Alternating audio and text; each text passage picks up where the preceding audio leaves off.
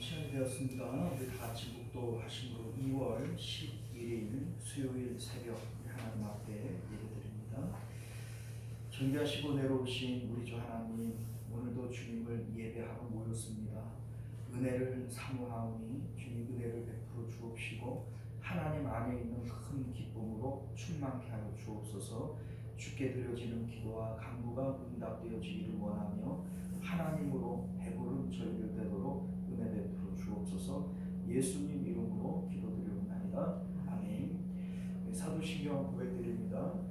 전능하사 천지를 만드신 하나님 아버지를 내가 믿사오며 그 외아들 우리 주 예수 그리스도를 믿사오니 이는 성령으로 잉태하사 동정녀 마리아에게 나시고 본디오 빌라도에게 고난을 받으사 십자가에 못 박혀 죽으시고 장사한 지 4일 만에 죽은 자 가운데서 다시 살아나시며 하늘에 오르사 전능하신 하나님 우편에 앉아 계시다가 저리로서 산 자와 죽은 자를 심판하러 오시리라. 성경을 믿사오며 거룩한 공예와 성도가 서로 교통하는 것과 죄를 사하여 주시는 것과 몸이 다시 사는 것과 영원히 사는 것을 믿사옵나이다. 아멘. 자, 우리 찬송가 204장 찬송하겠습니다. 찬송가 204장입니다. 주의 말씀 듣고서 준행하는 자는 반석 위에 터닫고 집을 지은 같아. 찬송합니다. 주의 말씀 듣고서 준행하는 자는 반석 위에 터닫고 집을 지은 같아. 비가 오고 놀라며 바람 부딪혀도 반석 위에 세운 집 무너지지 않네. 잘 짓고 잘 짓세 우리 집 잘 짓세. 만세 반석 위에다 우리 집 잘 짓세. 주의 말씀 듣고도 행치 않는 자는 모래 위에 터닫고 집을 지은 같아. 비가 오고 몰라며 바람 부딪힐 때 모래 위에 세운 집 크게 무너지네. 잘 짓고 잘 짓세 우리 집 잘 짓세. 만세 반석 위에다 우리 집 잘 짓세. 세상 모든 사람들 집을 짓는 자니 반석 위가 아니면 모래 위에 짓네. 우리 구주 오셔서 지은 상을 줄 때 세운 공로 따라서 영영상벌 주리. 잘 짓고 잘 짓세 우리 집 잘 짓세. 만세 반석 위에다 우리 집 잘 짓세. 할렐루야. 하나님 말씀입니다. 디모데후서 3장 13절부터 마지막 절까지 교독하여 읽겠습니다. 3장 13절부터 마지막 절까지 봅니다. 악한 사람들과 속이는 자들은 더욱 악하여져서 속이기도 하고 속기도 하나니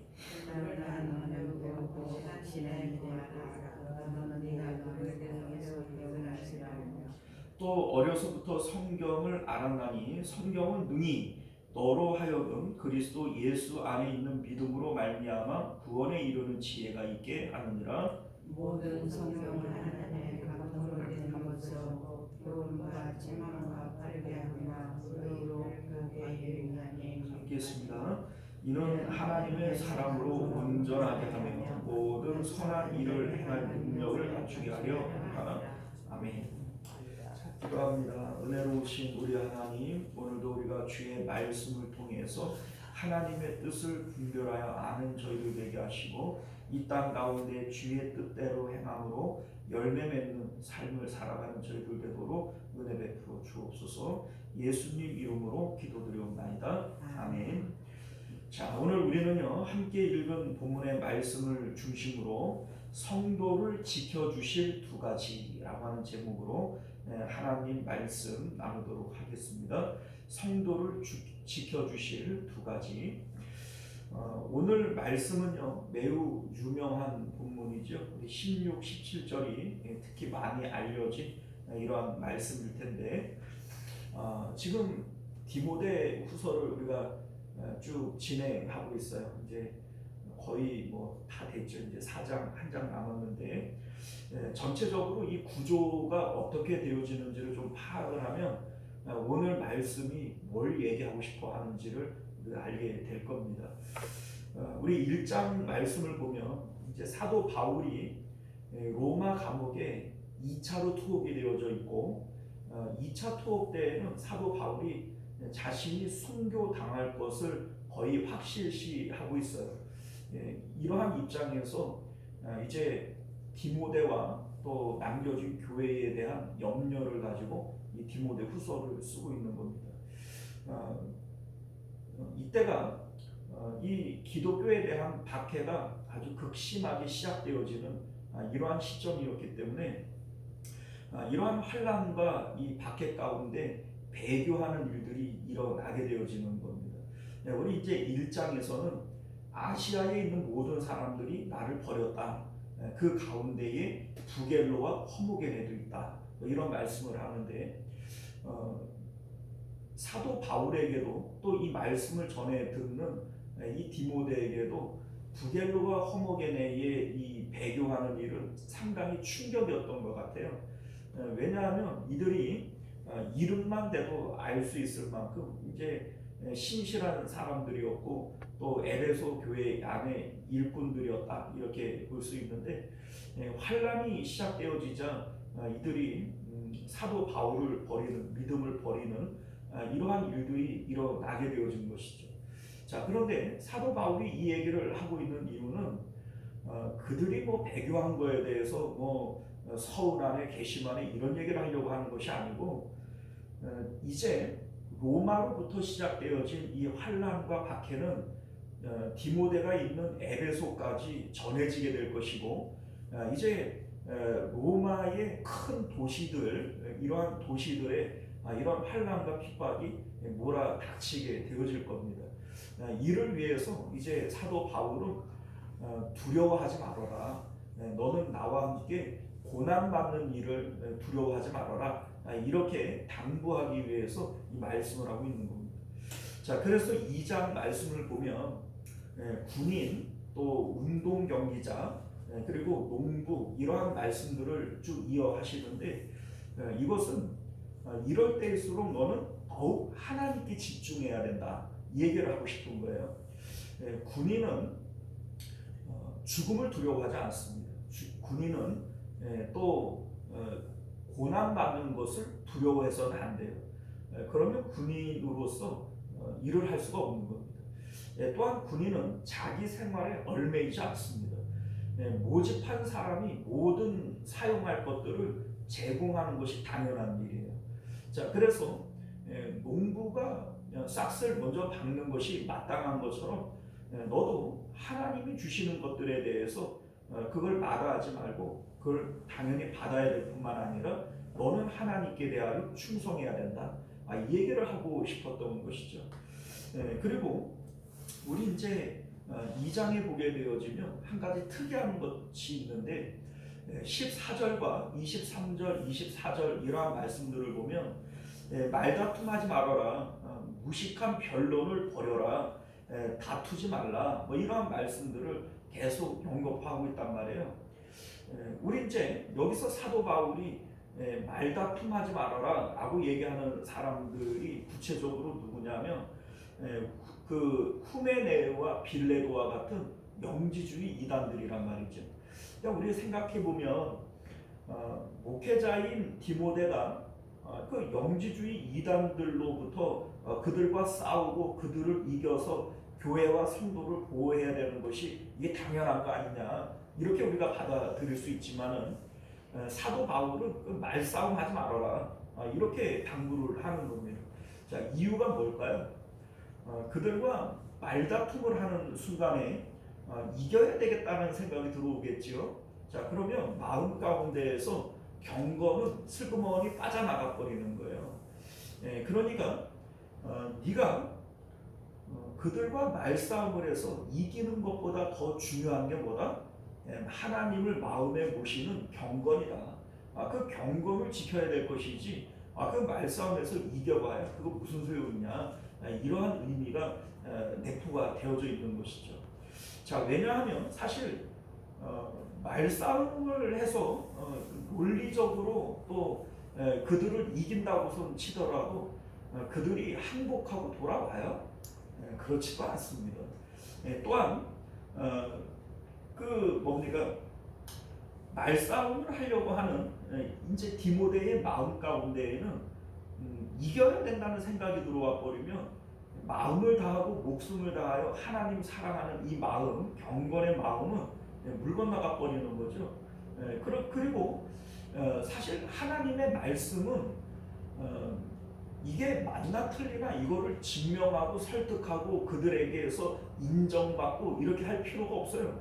왜냐하면 그들이 인정하나 인정하지 않으나 하나님의 말씀은 진리인데 그 진리를 뭐 굳이 그 사람들에게 맞지 뭐 이래가지고서 뭐 인정을 받아야 진리는 아니잖아요.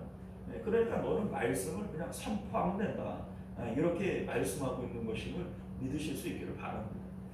자, 그래서 우리 20절 이하의 내용을 보면 사도 바울이 금그릇, 은그릇, 뭐 나무그릇 이러한 하나님이 어떤 사람을 귀히 여기고 사용하시느냐 이에 대한 말씀을 하고 계시는데 우리가 생각할 때는 금그릇, 은그릇 이게 귀하잖아요.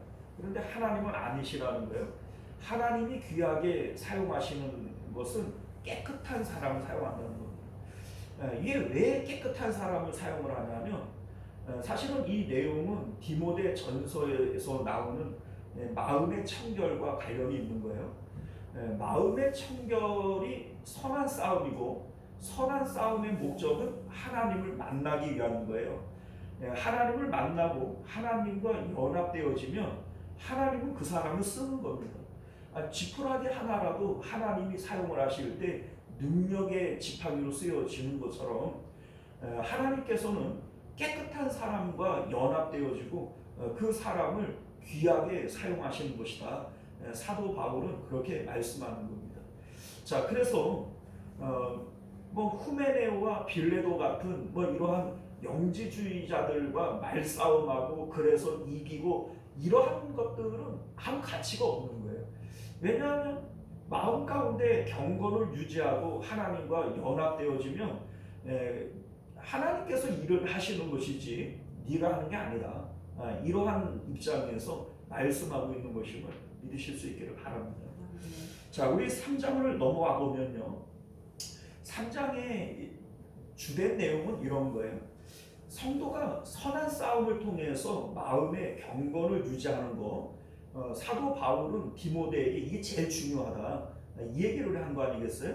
자, 그런데 반면에 성도가 선한 싸움을 싸우지 않고 그래서 마음에서 하나님께 경건에 이르지 못하게 되어지면 어떻게 될 것이냐, 이게 3장이 말씀하고 있는 내용이 되어집니다.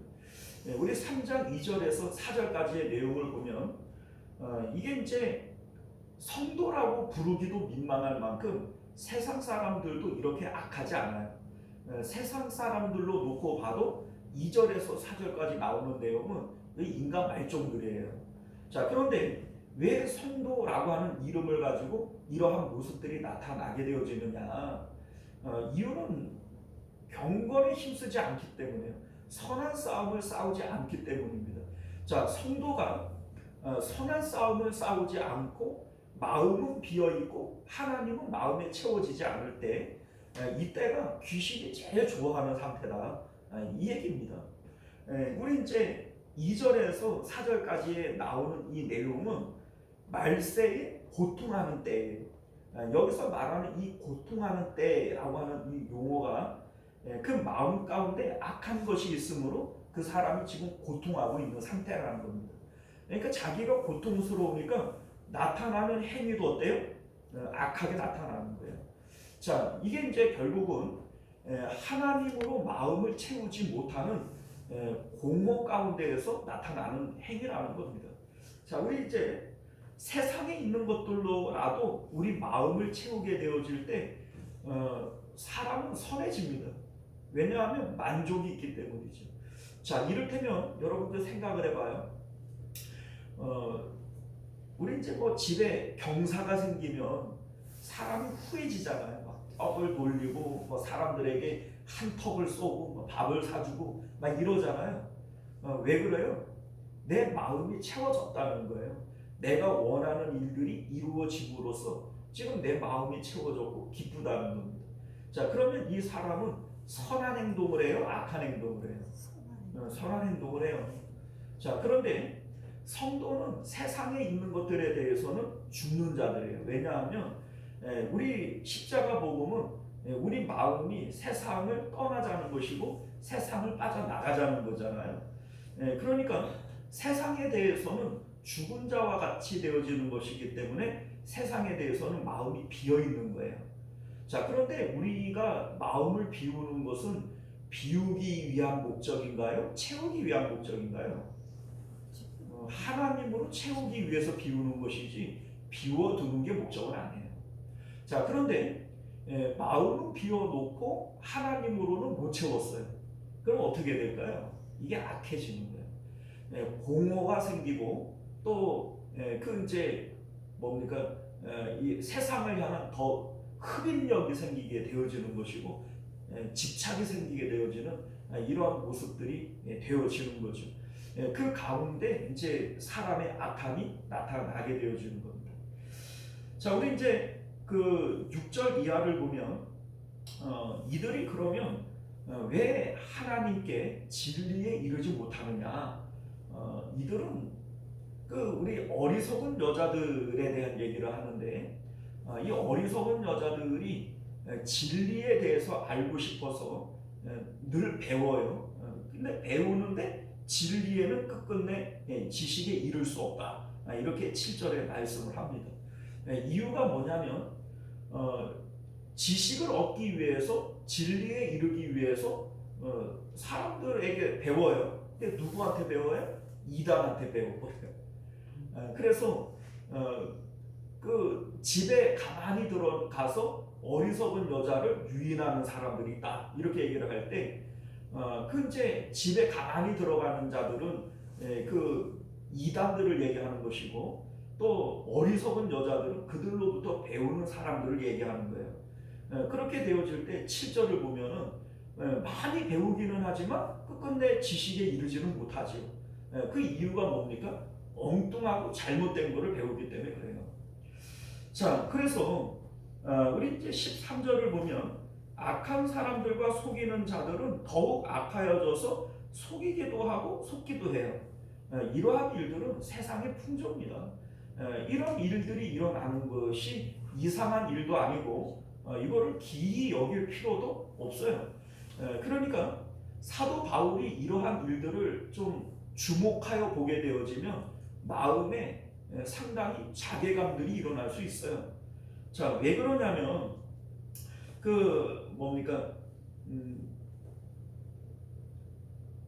영지주의자들, 이단들이 이제 그 어리석은 여자들을 가르쳐요. 그러면 이 어리석은 여자들은 좋다 그러겠어요? 싫다 그러겠어요? 좋다 그러겠죠. 뭐 대단하시다고, 뭐 진리라고 막 이러겠죠. 자, 그런데 진짜 진리인 복음은 외면당하여지는 현상이 일어나고, 이단들은 오히려 성행하는 이러한 일들이 말세에 일어나게 되어지는 거예요. 자, 이럴 때 목회자인 디모데의 마음이 서운하게 느껴질 수 있는 것은 당연한 일일 겁니다. 자, 그런데 그러한 일들 가운데 10절 말씀을 보면 사도 바울이 너는 나를 본받는 자가 되어져야 된다, 이런 의미에서 말씀을 하고 있는 겁니다. 나의 교훈, 나의 행실, 의함, 믿음, 오래 참음, 사랑, 인내, 박해, 또 고난, 뭐 이러한 것들을 네가 과연 보고 알았거니와, 이런 얘기를 해요.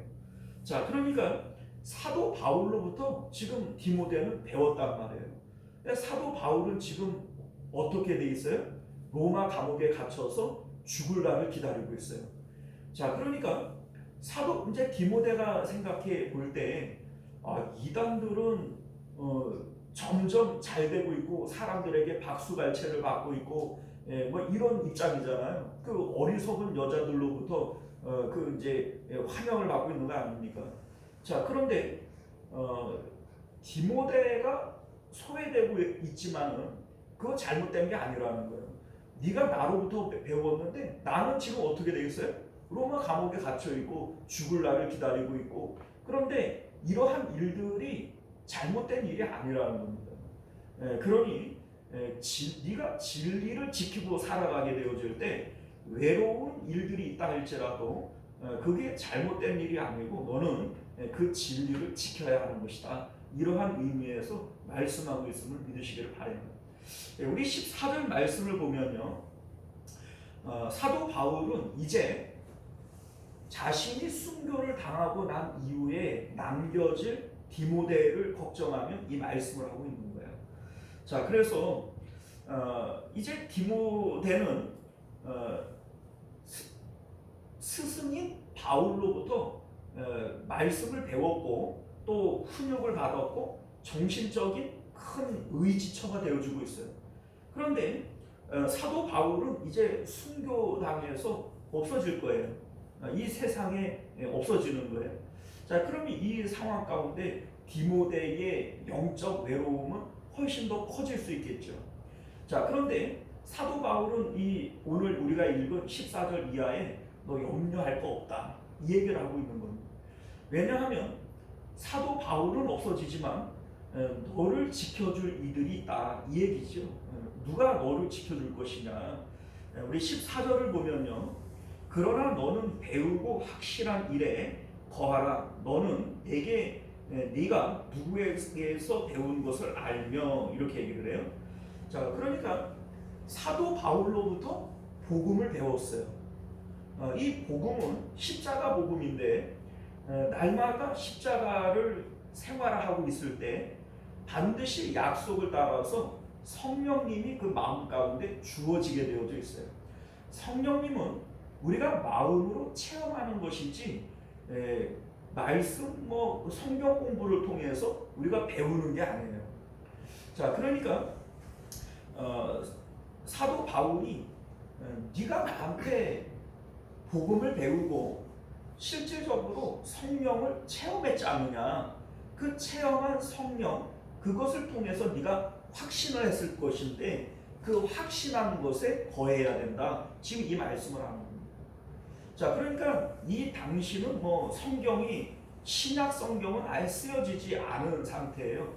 지금 사도 바울이 편지를 쓰고 있는데 이 편지가 이제 오늘날은 성경이 되어지지만 사도 바울이 자기가 편지를 쓰면서 이거 성경이다 이렇게 하지는 않는단 말이에요. 자, 그러니까 사도 바울은 자신으로부터 배운 이 말씀, 오늘날은 이 말씀이, 이 복음이 성경이 되어졌죠. 그리고 이 성경을 통해서 하나님 성령님을 체험하게 되어지는 것이고, 그 체험한 성령 가운데 이게 확실한 거 아니에요. 디모데가 체험을 한 거죠. 성령을 체험을 하는 것이고, 그렇기 때문에 이거는 야 이거 확신해 라고 얘기를 할 수 있는 거예요. 거기에 거해야 된다, 이 말씀을 하는 겁니다. 자, 그리고 우리 15절을 보면 또 어려서부터 성경을 알았나니 성경은 능히 너로 하여금 그리스도 예수 안에 있는 믿음으로 말미암아 구원에 이르는 지혜가 있게 하느니라, 이런 말씀을 해요. 자, 우리 14절에서는 바울로부터 복음을 배우고 성령을 체험하는 가운데 디모데가 체험적으로 확신한 것에 거해야 된다, 이 얘기죠. 그러니까 핵심은 성령이란 말이에요. 성령. 네가 성령 복음을 통해서 성령을 체험했지 않느냐, 그 성령님을 의지하고 그 가운데 거해야 되는 것이다, 이 얘기를 하는 것이라면 15절은 말씀 가운데 거해야 된다, 지금 이 말씀을 하는 겁니다. 어려서부터 성경을 알았다, 여기서 말하는 이 성경은 구약 성경을 얘기를 하는 거예요. 왜냐하면 좀 전에도 말씀을 드렸지만은 이 당시에 신약 성경은 이제 지필이 아직 안 돼 있는 거예요. 서로 뭐 서신을 주고받고 또 뭐 마태나 마가나 뭐 이러한 사람들이 성경을 썼지만 이게 이제 뭐 상용화되어져서 누구나 갖고 있는 이러한 형편이 아니었던 것이죠. 자, 그러니까 이때의 이 말씀은 성경은 구약 성경을 얘기하는 것인데, 디모데는 외할머니와 어머니로부터 어렸을 때부터 이 성경을 배웠다는 겁니다. 네가 어려서부터 성경을 배웠거니와 라고 얘기를 하는데, 자, 그런데 여러분들 사실 똑같은 성경이라고 할지라도 누구에게서 이 말씀을 배우느냐에 따라서 내용은 완전히 달라집니다. 왜냐하면 여러분들 이단들도 성경 갖고 해요, 뭐 딴 거 갖고 해요. 이단도 이 성경 갖고 해요. 그리고 뭐 번호 없이 뭐 교회라고 붙여놓은 데는 다 성경 갖고 얘기하지 뭐 다른 거 갖고 얘기해요. 자, 그런데 이 말씀을 누가 해석을 해주느냐에 따라서 말씀의 내용은 180도 달라집니다. 자, 왜냐하면 여러분들 잘 보세요. 예수님께서 너희가 성경에서 영생을 얻을 줄 알고 성경을 상고하거니와, 이 성경이 누구에 대해서? 나에 대해서, 예수님에 대해서 말씀하신 것이다, 이런 얘기를 해요. 당시에 바리새인이라든지 서기관들이라든지 이 율법사들이라든지 이러한 사람들은 성경 박사들이에요. 성경 선생들이고 가르쳐주는 사람들이죠. 그런데 예수님께서 그들을 많이 책망합니다. 왜냐하면 너희가 성경도 하나님도 알지 못했기 때문에 성경을 그 오해하는 거다, 이런 얘기를 하는 거죠. 자, 왜 오해를 합니까? 보는 눈이 다르기 때문에 그래요. 똑같은 성경인데 보는 눈이 다른 거예요. 그러니까 그 말씀을 가지고 자기도 천국에 못 들어가고 남들도 못 들어가게 가르쳐 버리는 거예요.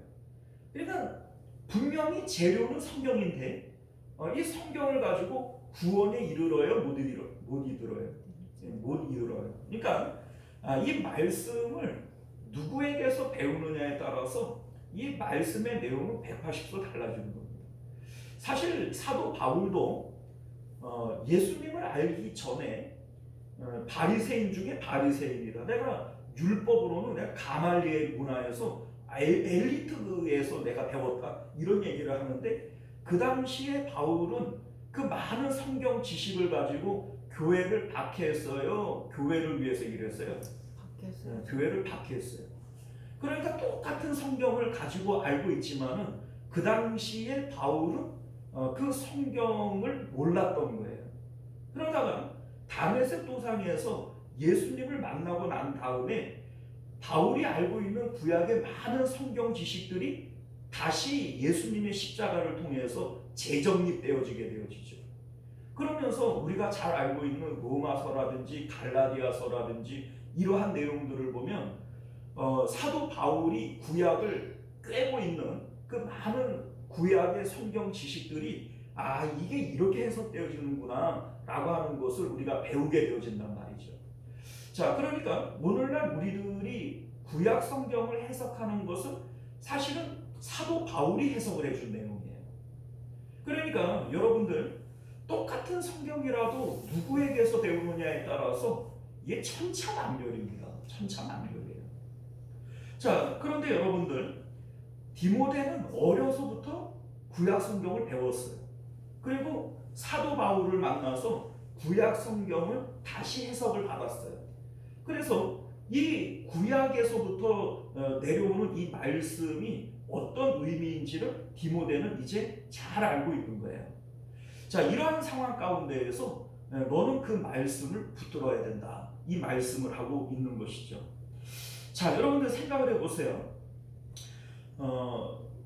로마로부터 시작되어진 환란과 박해는 이제 에베소에까지 이르게 되어질 것이고, 그러한 일들 가운데 배교하는 일들이 생겨나게 되어질 거예요. 이미 부겔로와 허모게네 같은 이러한 배교자들이 나타났고, 이러한 일들은 더욱 가속화되어질 겁니다. 그리고 교회 내적으로는 영지주의 이단과 같은 이러한 무리들이 생겨남으로써 사람들을 유혹할 것이고, 어리석은 사람들은 그들을 박수치며 따라가게 되어질 거예요. 자, 이러한 상황 가운데에서 디모데가 느낄 고독감을 한번 생각을 해보세요. 얼마나 고독하겠어요, 그죠?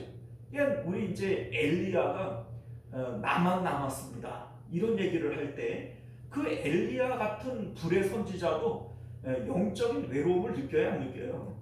느끼죠. 이 디모데도 역시 마찬가지예요. 신실한 하나님의 종이지만 영적 외로움, 고독감을 느낄 수밖에 없어요. 더군다나 이제 스승인 바울도 순교를 당해서 없어질 겁니다. 자, 이런 상황 가운데에서 디모데야, 두려워하지 말아라, 염려하지 말아라. 내가 없어도 너를 지켜줄 이가 있다. 그게 누구예요? 첫 번째는 네가 이미 경험한 성령님, 그래서 네가 확신하고 있는 그 성령님이 네 안에서 너를 지켜줄 것이고, 그리고 하나님의 말씀이 너를 지켜줄 것이다. 이 말씀을 지금 하고 있는 것이죠.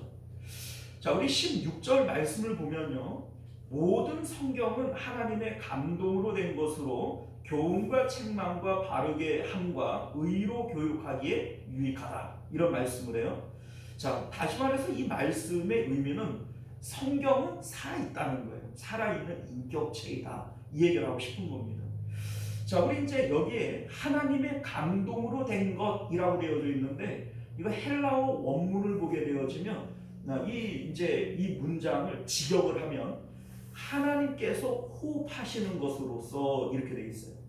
그러니까 이게 하나님의 말씀은 하나님이 호흡하고 있는 거라는 거예요. 그러니까 우리 말씀 자체가 그렇잖아요. 우리가 말을 하는 게 이게 호흡 아닙니까? 여러분들 숨 마시고 말해요.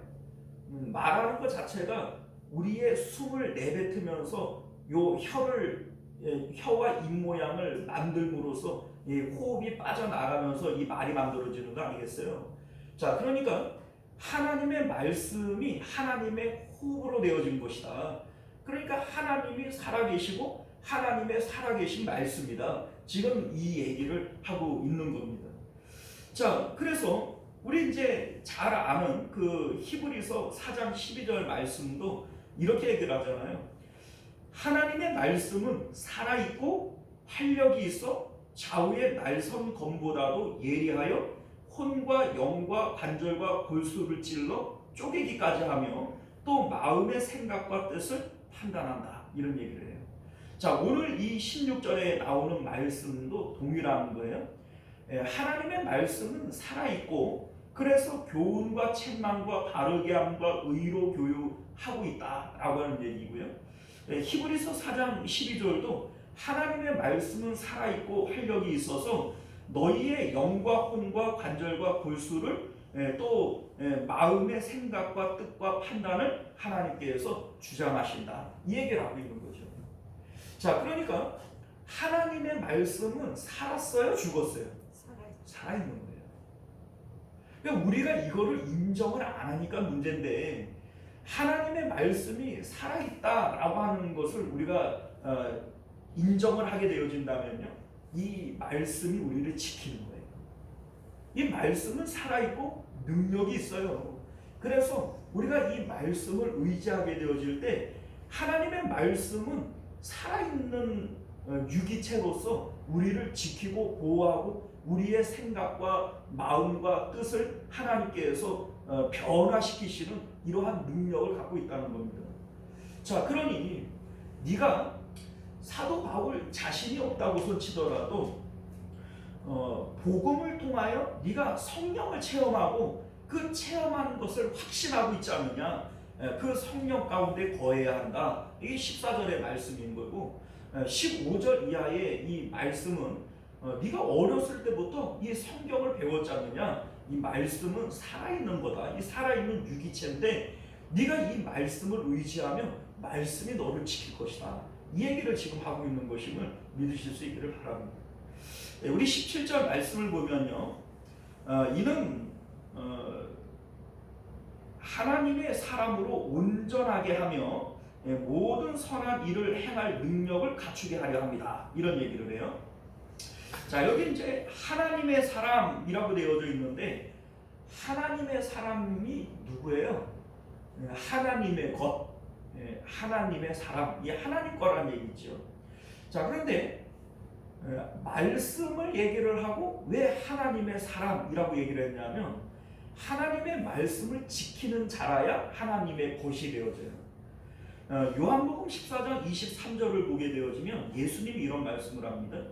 예수께서 대답하여 이르시되 사람이 나를 사랑하면 내 말을 지키리니 내 아버지께서 그를 사랑하실 것이요 우리가 그에게 가서 거처를 그와 함께 하리라. 이런 얘기를 합니다. 그러니까 내 말을 지키는 사람이 나를 사랑하는 사람이고 또 아버지로부터 사랑받는 사람이고, 그래서 그 사람에게 성부, 성자, 성령 하나님이 들어가서 그와 거처를 함께 할 것이다. 이 얘기입니다. 자, 그러니까 누가 하나님의 사람이에요?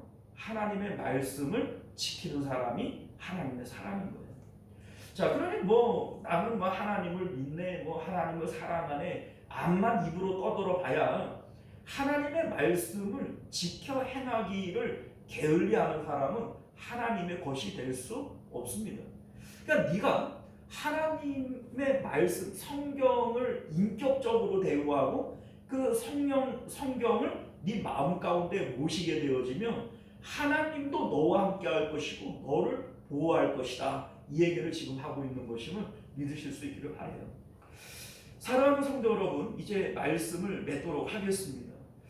사도 바울은 지금 디모데가 처해져 있을 영적인 외로운 상황 가운데에서 두려워하지 말라, 이 말씀을 하고 있는 거예요. 환난과 핍박은 점점 강성하여져서 에베소까지 이르게 될 것이고 에베소에 있는 많은 성도들도 호모게네와 부겔로처럼 배교하는 일들이 앞으로도 많이 일어나게 될 것이고 또 이단들은 성행하면서 어리석은 사람들은 이단들에게 박수치면서 그리로 또 딸려갈 것이고 속이기도 하고 속기도 하면서 그러한 세상 풍조들은 만연해져 갈 것이고 더군다나 영적인 스승인 바울은 순교당해서 없어질 것이고 이러한 상황 가운데에서 사도 바울은 디모데를 염려하고 있는 거예요. 그러나 내가 없다고 해서 또 염려할 것 없다. 왜냐하면 성령님이 너를 지켜주실 것이고 말씀이신 예수님이 너를 지켜주실 것이기 때문에